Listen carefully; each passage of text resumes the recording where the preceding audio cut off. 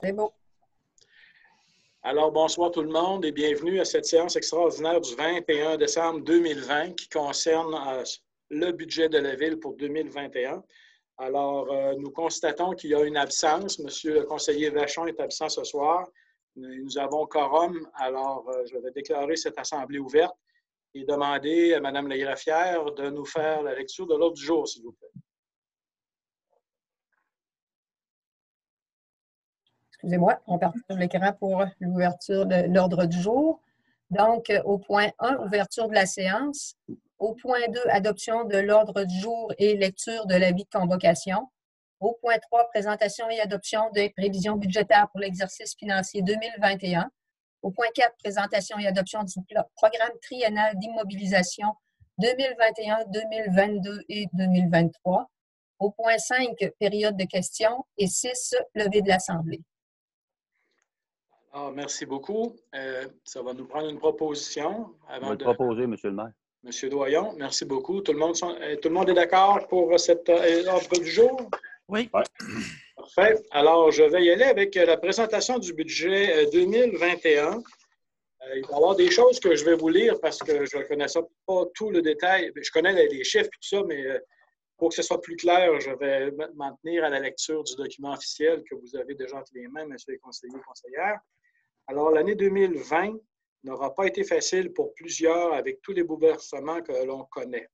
Malgré tout, je vous invite à rester positif et à regarder vers l'avenir qui s'annonce plus prometteur. L'année 2021 permettra de concrétiser de nombreux projets attendus par plusieurs personnes. La construction du centre multifonctionnel et la mise à niveau de nos infrastructures accapareront la plus large part des investissements. L'amélioration des infrastructures et des services offerts est une priorité pour le Conseil de la Ville. Le tout en s'assurant du contrôle de niveau de taxation. Il faut constamment faire des choix et garder l'équilibre entre les besoins de la population et la réalisation des projets et le financement de ceux-ci. L'objectif étant de maintenir la qualité de vie de nos concitoyens et de s'assurer de la santé financière de notre ville dans une vision à long terme. Alors, les faits saillants, on va commencer avec un peu les gros projets qu'on va faire cette année. Là. Alors, le centre multifonctionnel, on en a parlé beaucoup récemment. Le contrat de conception-construction du centre multifonctionnel a été octroyé à Groupe Canam et ses partenaires pour la somme de 9 809 985 $. Le futur centre multifonctionnel sera situé sur la route 173 Nord, près de l'école secondaire Veilleux et de l'aréna actuelle. En 2021, les membres de l'équipe finaliseront les plans de construction. La première pelletée de terre devrait se faire au printemps 2021. Et la construction se poursuivra tout au long de l'année 2021 et 2022. Le centre multifonctionnel devrait être opérationnel à la fin de l'été 2022. Une subvention des gouvernements fédéral et provincial au montant de 6 533 332 $ a été confirmée pour ce projet, dont l'ensemble des investissements totalise 11,85 millions. Nous vous invitons à visionner la présentation animée 3D du projet sur le site Internet de la Ville au www.vsjb.ca/citoyen/centre-multifonctionnel. Et s'il vous plaît, je vous recommande personnellement de choisir la version longue de cette vidéo. Ce projet rassembleur ou activités sportives, rencontres communautaires et culturelles et toute autre activité de loisirs seront au rendez-vous. Pour la suite, on va faire aussi de la réfection de rues. 2 importants chantiers de construction seront réalisés en 2021. Le premier est la réfection des infrastructures et des rues Allard, Lambert, de la Colline et une partie de la rue Poseur et de l'avenue Robert-Clich. Suite au processus d'appel d'offres, le contrat a été confié à l'entreprise Les Constructions de l'Amiante Incorporée. Le coût du projet est estimé à 5 455 883 $. Une subvention de près de 3,2 millions a été obtenue pour ce projet. Les travaux commenceront en mai 2021. Le deuxième chantier est celui de la réfection des infrastructures de la rue Morin, de l'avenue Jacques et d'une partie de l'avenue Sainte-Thérèse. L'appel d'offres est présentement en cours et le contrat sera octroyé au début de l'année 2021. Le coût estimé de ce projet est de 1 700 000 $ et une subvention de près de 476 000 contribuera au financement du projet. Les travaux seront également réalisés en 2021. En 2021 aussi, nous allons prolonger des infrastructures. Dans un premier temps, l'avenue Guy-Poulain, qui est située dans le parc industriel, sera prolongée.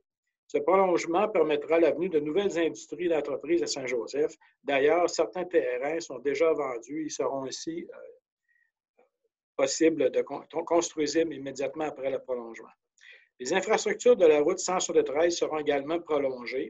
Du côté nord, le prolongement de l'aqueduc permettra de desservir le futur centre multifonctionnel, le futur développement résidentiel de la rue Goulet et de raccorder la rue Lambert afin d'améliorer la robustesse et la sécurité du réseau intermédiaire qui se situe entre l'avenue Robert-Clich et la route 173. Du côté sud, le prolongement permettra de desservir de nouveaux terrains pour des habitations multifamiliales. Et 7 terrains sont disponibles de ce côté-là et il y en a 5 de déjà vendus. Pour situer les gens, c'est du côté nord du restaurant Le Frein-Glace. Alors, pour ce qui est du pavage, la Ville prévoit investir un montant de 171 200 $ pour des travaux de pavage, principalement dans les rues boisées du Lac-Huard et des Mésanges. Au centre communautaire et à la Maison de la Culture, les contre-fenêtres et certaines fenêtres seront restaurées puisqu'elles sont grandement détériorées au fil du temps. Une subvention de 100 000 $ provenant de Parc Canada a été obtenue. De plus, une subvention au montant total de 100 000 $ a aussi été octroyée par le gouvernement provincial pour l'ensemble des projets suivants. L'ajout de 2 portes automatisées au centre communautaire afin de faciliter l'entrée des usagers et visiteurs, la réfection de la rampe d'accès au chalet municipal, l'implantation de zones d'ombre près de la halte des jardins et des jeux d'eau et la réfection de 4 allées de pétanque au parc municipal. Pour la suite, la hausse moyenne du compte de taxes. Le compte de taxes des propriétaires résidentiels augmentera en moyenne de 32,53 $, soit 1,27 %. Pour les propriétaires du secteur desservi et en moyenne de 41,29 $, soit 2,06 % pour les propriétaires du secteur non desservi. Ces montants sont basés sur l'évaluation moyenne d'une résidence qui s'élève à 163 918 $. Il est important de remarquer que pour 2021, du côté du secteur desservi, la taxe spéciale pour la réserve financière relative à la mise aux normes de l'eau potable est abolie puisque le projet est complété. Et je tiens à rappeler que cet important projet de 8 300 000 $ a été réalisé sans emprunt pour la Ville. Alors, les conseils de ville précédents avaient eu la clairvoyance de créer cette taxe afin de parer à la dépense, à l'investissement qui allait arriver un peu plus tard. Et c'est ça qui a fait que, compte tenu de la subvention que nous avons reçue, avec les fonds qui avaient été réservés, on a fermé ce projet-là et la Ville n'a pas eu à emprunter sur le marché. En termes d'investissement, l'ensemble des investissements en immobilisation que nous prévoyons réaliser en 2021 est détaillé au tableau B que nous verrons tout à l'heure et représente un montant de 17 866 753 $, accompagné de subventions pour un montant de 7 188 765 $. Un nouveau rôle d'évaluation a été déposé pour les années 21, 22, 23. L'évaluation foncière de votre propriété sera donc modifiée sur votre prochain compte de taxe municipale. Les valeurs sont déterminées par le service de l'évaluation de la MRC Robert-Clich. Nous vous invitons à consulter le site Internet du ministère des Affaires municipales et de l'Habitation pour en savoir davantage sur les méthodes d'évaluation foncière. Vous avez le www.mamh.gouv.qc.ca /évaluation-foncière /évaluation-foncière-municipale-au-Québec. Alors voilà. Vous recevrez votre nouveau compte de taxe municipale en février 2021 et la nouvelle valeur foncière y sera inscrite. Si vous avez besoin de renseignements supplémentaires, il vous sera possible de prendre rendez-vous avec un évaluateur de la MRC Robert-Clich. Vous pourrez communiquer au service de taxation de la Ville au 418-397-4358, poste 240, afin de vous prévoir un rendez-vous.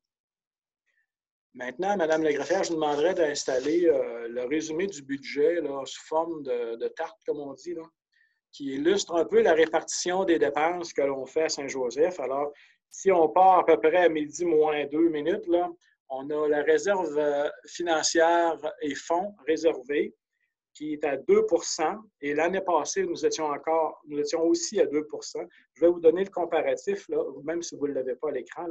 L'administration générale se lève à 13 % des dépenses, tout comme l'an dernier. La sécurité publique s'élève à 10 % du budget, comme l'an dernier aussi. Le transport, entre parenthèses, voirie, enlèvement de la neige, éclairage de rue, est à 18 %. L'an passé, s'élevait à 17 %. L'hygiène du milieu s'élève à 26 % et l'année passée, c'était encore 26 % Santé et bien-être, qui est notre participation au déficit de l'OMH, est de moins de 1 % dans cette année et de 2021 et 2020. Aménagement, urbanisme et développement s'élève à 3 %, c'est la même chose l'année passée. Loisirs et culture est à 13 % cette année, était à 15 % l'an passé. Les frais de financement sont à 5 % et sont stables. Le remboursement de la dette à long terme cette année est à 8 % l'année passée était à 7 %, donc il y a une accélération de ce côté-là. Les investissements payés à même le budget d'opération sont de 1 % cette année, ils en étaient à 2 % l'année passée. Alors, vous voyez que c'est quand même, il y a une grande stabilité. Dans loisirs et culture, la fermeture de l'Arena a fait qu'il y a eu moins de dépenses à cause des mesures sanitaires, bien sûr. Pour la suite, on va avoir le tableau A, qui est le budget d'opération. Alors, je vais vous mentionner ligne par ligne chacun des éléments et puis l'augmentation en pourcentage. Alors, pour les taxes, on nous en somme à 6 934 500 $ versus 6 618 200 pour une augmentation de 4,8. Les paiements en tenant lieu de taxes, 425 500 sur 396 000, c'est une augmentation de 7,45. Les transferts, soit autrement dit des subventions, 472 500 sur 413 900, une augmentation de 14,16 %. Les services rendus, 2 041 100 sur 2 168 600, alors en baisse de 5,88 %. Les impositions de droit, 94 700 sur 81 200 pour une augmentation de 16,63 %.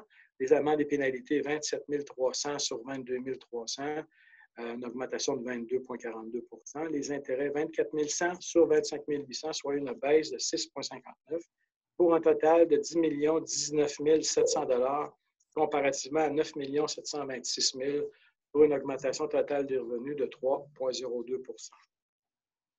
Au niveau des dépenses de fonctionnement, l'administration générale, je vais vous amener quelques détails. L'administration générale va s'élever à 1 333 800 $ versus 1 267 600 pour une augmentation de 5,22 %. Parmi les grosses variations, nous notons les quotes-parts de la MRC pour 15 000 $, les services informatiques pour 8 000 $. Les assurances sont en hausse cette année un peu partout dans tous les domaines. Là, pour ce qui est de l'administratif, ça va être 10 200 $ et on a prévu des dépenses de 36 600 $ pour les élections puisque 2021 est une année électorale. Alors, il y a presque 37 000 $ qui est prévu à cette fin. Alors, pour ce qui est de la sécurité publique, 1 023 000 versus 978 100 pour une augmentation de 4,59 %. Là-dessus, sur le 66 000 d'augmentation, il y a 20 000 $ qui c'est la quote-part de la Sûreté du Québec, même 25 000 $. Après ça, on a aussi assurance en bâtiment qui augmente de 8 000 $ et les divers salaires, part de l'employeur, entretien, réparation de bâtiments et véhicules, il y a une augmentation de 9 150 $. Au niveau du transport, nous avons prévu 1 808 400 $ sur 1 645 400 $, une augmentation de 9,9 %. Alors, c'est des travaux en voirie, scellement de fissures et location de machinerie pour 105 900 $. Aussi, l'auscultation des chaussées, faire l'évaluation de l'état de notre réseau routier, ça va coûter 28 500 $. On a prévu 24 300 $ de plus pour la neige et le reste, ce sont des plus petits montants. L'hygiène du milieu, 2 558 300 versus 2 498 000 pour une hausse de 2,41 Alors, le traitement de l'eau potable est en baisse de 14 000 le traitement des eaux usées, cette fois-ci, est en hausse de 20 000 L'entretien du réseau d'égouts est en hausse de 21 000 Et aussi, nous allons ajouter au site de dépôt un service de plus. Alors, ça va coûter 22 000 et le paiement de la MRC augmente pour les fosses septiques de 9 000 Alors, ce sont les gros écarts pour l'hygiène du milieu. Santé bien-être, quand on a mentionné tantôt, c'est 50 000 versus 53 000 C'est la quote-part. La Ville est responsable de 10 du déficit de notre OMH. C'est une règle gouvernementale. Alors, le gouvernement provincial absorbe 90 de la perte et nous, à la Ville, on absorbe 10 Et l'ensemble des bâtiments nous rapporte, je pense, au-delà de 80 000 Alors, la Ville n'est sûrement pas perdante dans cet échange. Aménagement, urbanisme et développement, alors on parle de 307 300 versus 202 800 Alors, une augmentation de 50 qui s'explique surtout par l'ajout d'une nouvelle personne au département. Alors, aussi, on veut mettre un peu plus d'emphase sur le développement industriel. On va y mettre 16 600 Aussi, un plan de développement, une vision d'avenir, une stratégie de revitalisation du centre-ville. Alors, il va y avoir pour 16 000 qui va être consacré à ça. Et ça donne les gros écarts. Par la suite, loisirs et culture, 1 293 500 sur 1 483 700 une baisse de 12,82 Alors, comme vous le savez, notre aréna a été fermé une bonne partie de l'année. Alors, c'est ce qui fait qu'à l'aréna, nous avons diminué les dépenses de 64 000 Le restaurant étant fermé, les achats de nourriture et l'opération du restaurant, la dépense a diminué de 62 600 Dans le parc terrain de jeu et parc de jeu, 33 800 de moins. Et aux activités culturelles, 31 000 de moins, alors pour 190 000 de diminution pour ce qui est de loisirs et culture. Pour ce qui est des frais de financement, alors on prévoit 521 600 sur 528 000 Alors, on a une baisse de 1,32 Tout le monde sait que les taux d'intérêt sont extrêmement bas. Et puis, pour la Ville, quand on renouvelle des emprunts qui étaient à échéance de 5 ans, alors on en profite. Pour un total de dépenses de fonctionnement de 8 895 900 par rapport à 8 657 200 soit une hausse de 2,76 Pour ce qui est des autres activités financières, le remboursement de la dette à long terme, comme j'ai mentionné tantôt, passe de 711 100 à 799 400 Donc, on va rembourser cette année 88 300 de plus d'emprunt à long terme. On parle du capital ici. Les investissements payés à même le budget d'opération seront de 105 000 cette année versus 125 000 l'année passée, une baisse de 16 Et les réserves financières et fonds réservés s'élèveront à 219 400 versus 232 700 soit une diminution de 5,72 Au total, l'activité financière de 1 123 800 versus 1 068 800 soit une hausse de 5 pour ce qui est du budget d'opération. Alors, bien sûr, il est important de comprendre que tout le budget, lorsqu'il est préparé et révisé en détail, département par département, c'est un exercice de longue haleine. Il y a beaucoup d'efforts qui y sont consacrés pour en venir à ce budget. Et encore une fois, dans le budget, je voudrais vous mentionner que nous avons posé l'hypothèse suivante. Nous avons posé l'hypothèse que les mesures sanitaires, Les mesures sanitaires qui sont reliées à la COVID-19 vont se maintenir jusqu'au 30 juin, soit pour la moitié de l'année. Alors, je pense que ça a été prudent de faire la chose de cette façon-là. Et c'est comme ça que nous avons bâti le budget avec cette hypothèse de base qui est importante. Et bien sûr, un budget, je vous le répète, je l'ai souvent dit, c'est un exercice prévisionnel. On pense qu'avec les informations qu'on a actuellement, on est capable d'arriver avec ces montants-là. C'est un budget qui est toujours très prudent. parce qu'une ville ne peut pas se permettre de faire un déficit arrivé au début décembre l'année prochaine. Il dit, bon, il nous manque 50 000 dans le budget, la loi nous l'interdit. Si ça venait qu'à arriver, la ville serait obligée de décréter une taxe spéciale payable immédiatement par les citoyens. Je ne pense pas que ce serait quelque chose qui serait apprécié par les gens de Saint-Joseph. Alors, on fait un budget prudent, puis on va être certain de rencontrer notre budget. Alors, on va revenir à Madame la greffière, à nos projets, notre plan triennal d'immobilisation. Alors, ce que nous avons prévu pour 2021, 22, 23, je vous en fais la lecture. Alors, premier item, finalisation des jeux d'eau. Alors, comme vous le savez, dans le parc municipal, on a un ensemble de jeux d'eau et il y avait un coin qui n'était pas encore en usage. C'est une chose qui n'avait pas été finalisée. Alors, cette année, on finalise l'ensemble des jeux d'eau. Ça va coûter 20 000 $. Ça termine le projet. Le centre multifonctionnel dont on parle beaucoup, on a prévu la moitié en 2021 et la moitié en 2022, alors 5 925 000 par année.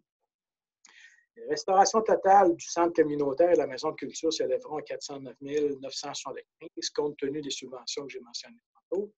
Des réfections de rue seront effectuées pour 7 155 883 $.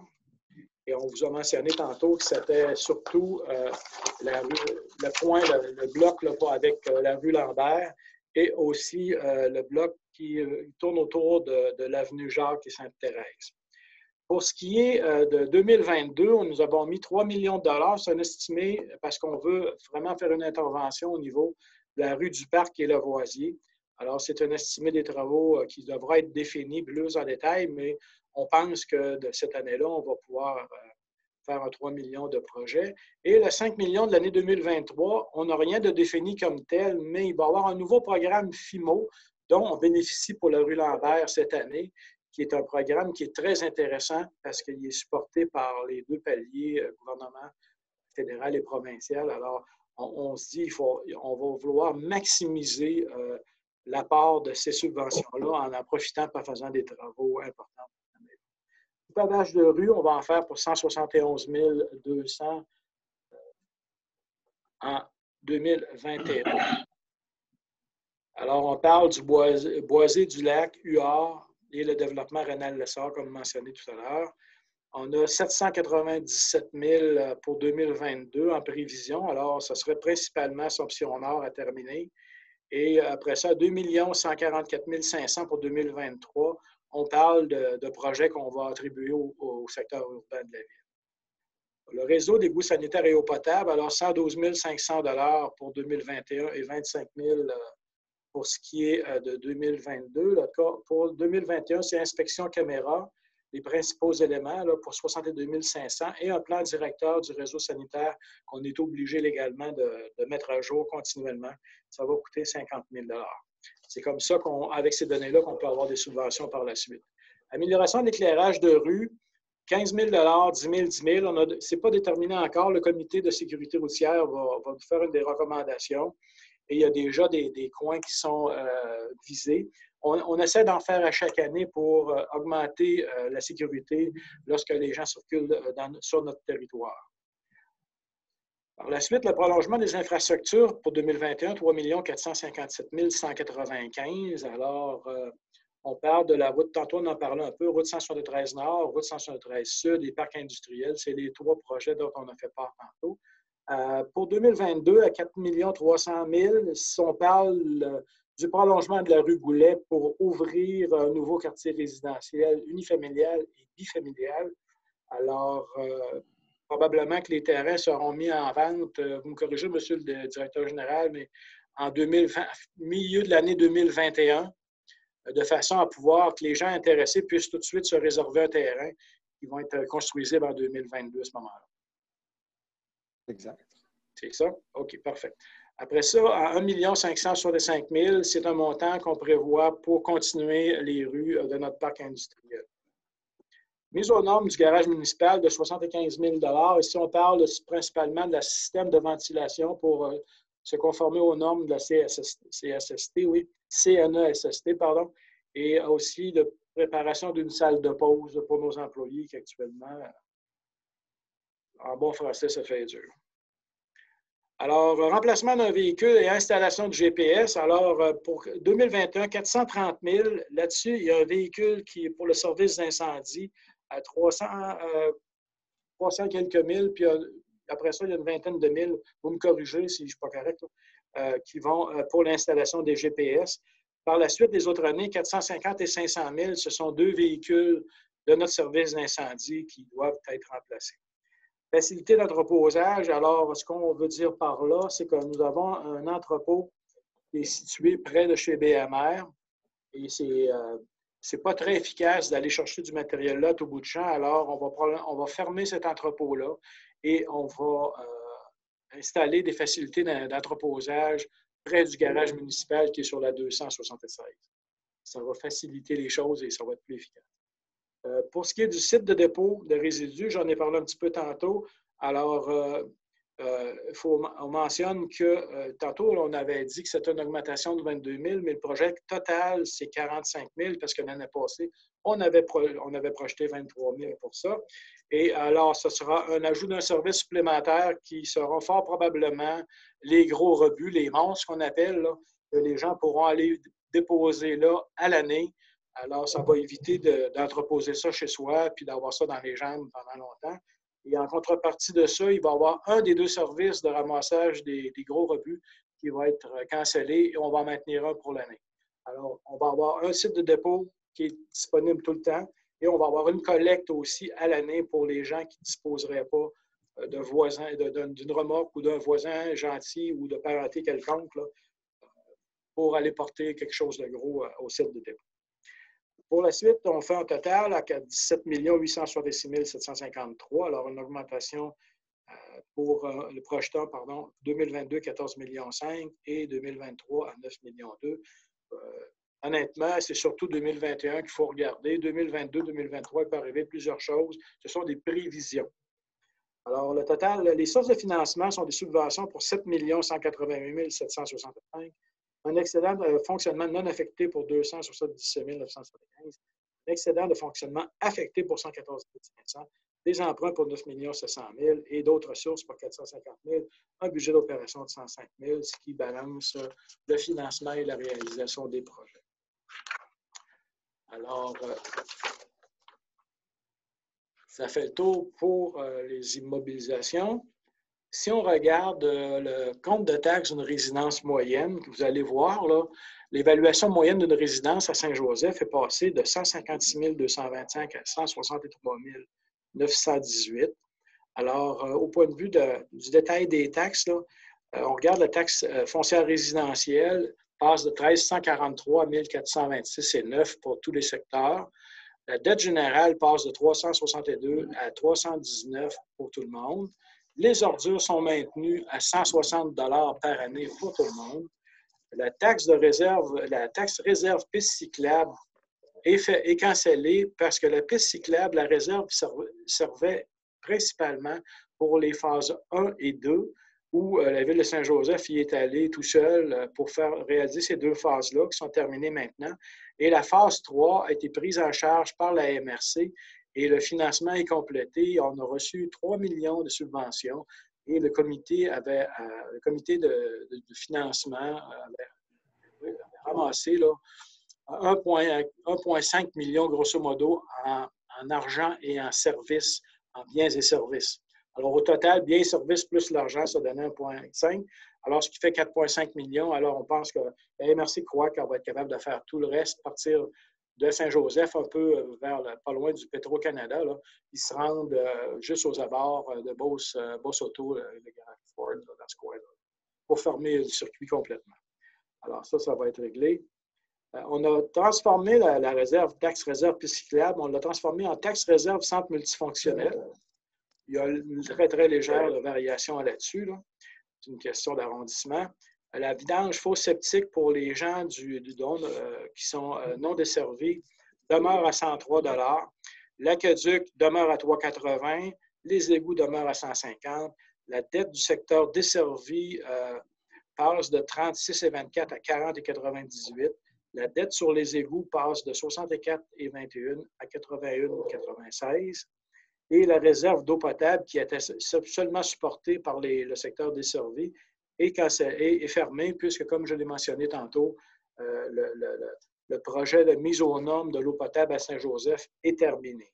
Si la taxation de la réserve d'eau potable n'avait pas été terminée cette année, alors ça aurait ajouté à l'augmentation.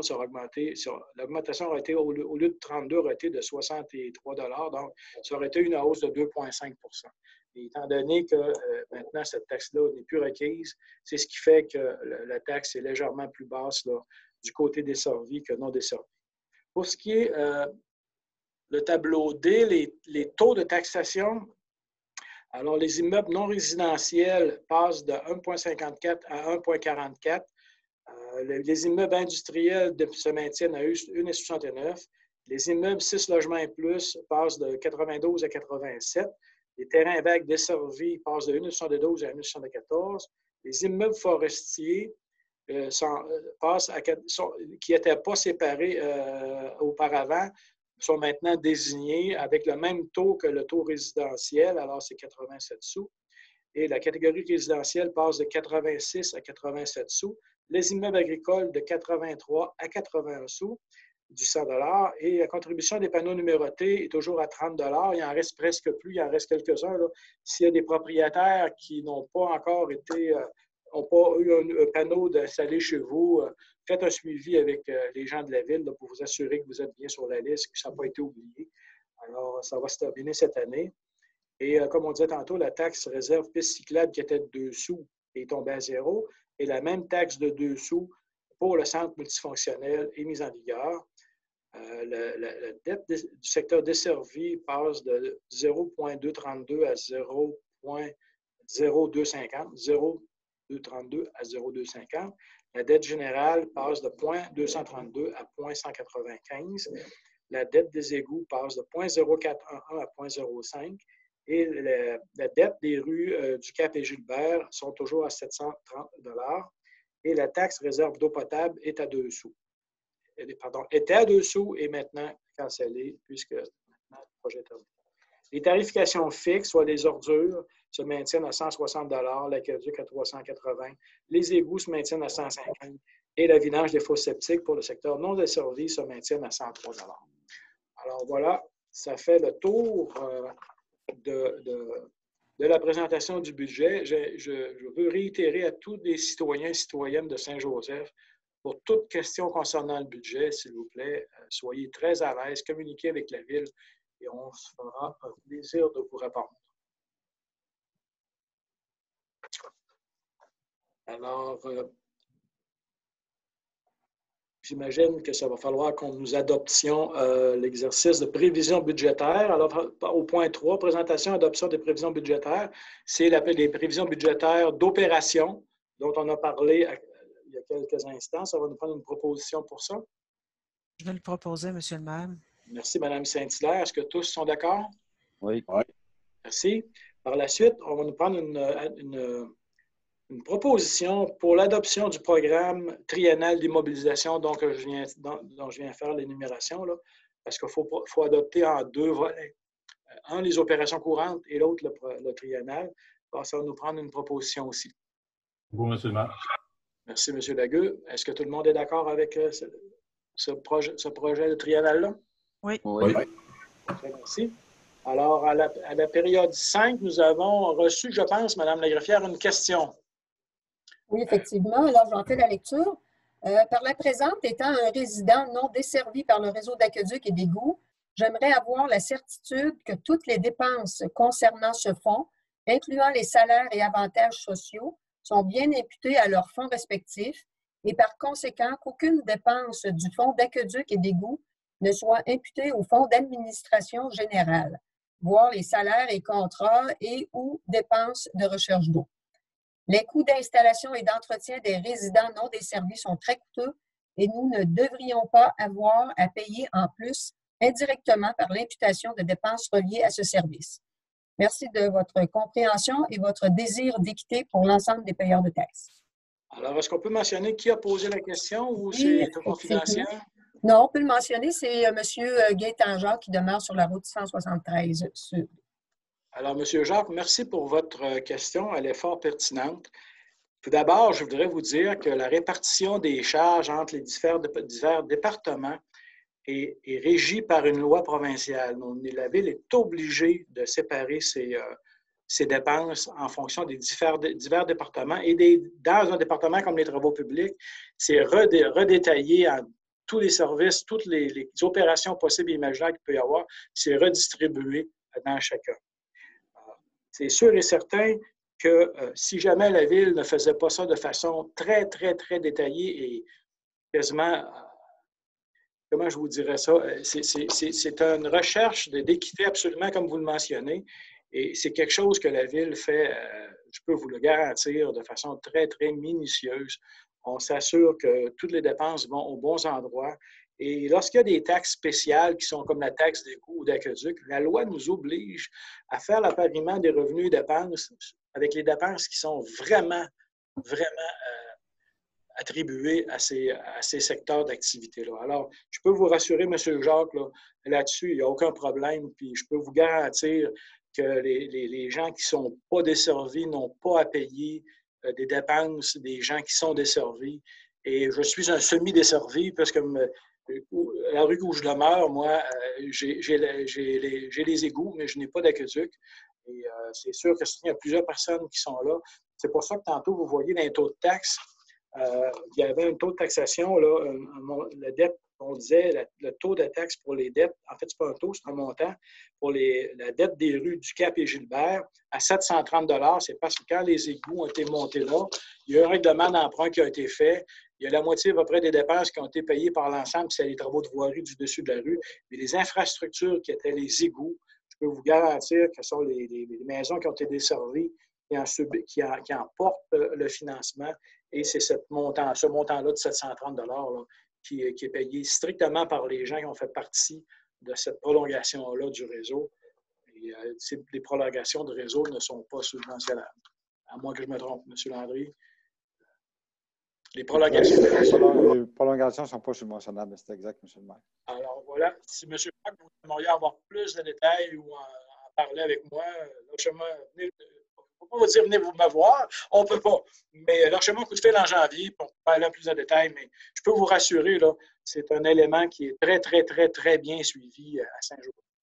Parce que le conseil, on dit souvent au conseil, c'est utilisateur-payeur. Il faut que les gens qui bénéficient d'un service, un groupe de personnes précis, en général, c'est ce groupe de personnes-là qui vont payer la note. Quand on parle d'aqueduc et d'égouts, c'est sûr que ce sont les gens qui sont desservis qui payent. Puis les gens qui ne sont pas ne paient pas.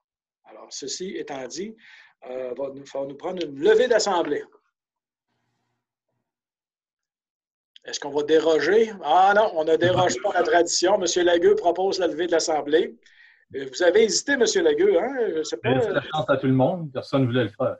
Écoutez, on ne peut pas déroger à une tradition qui date. Je n'étais pas là quand ça a commencé, alors je ne peux pas vous dire de date. En 54, en 1954. Oui. Alors, merci beaucoup et bonsoir à tout le monde. Merci d'avoir été présent à notre Assemblée et au plaisir.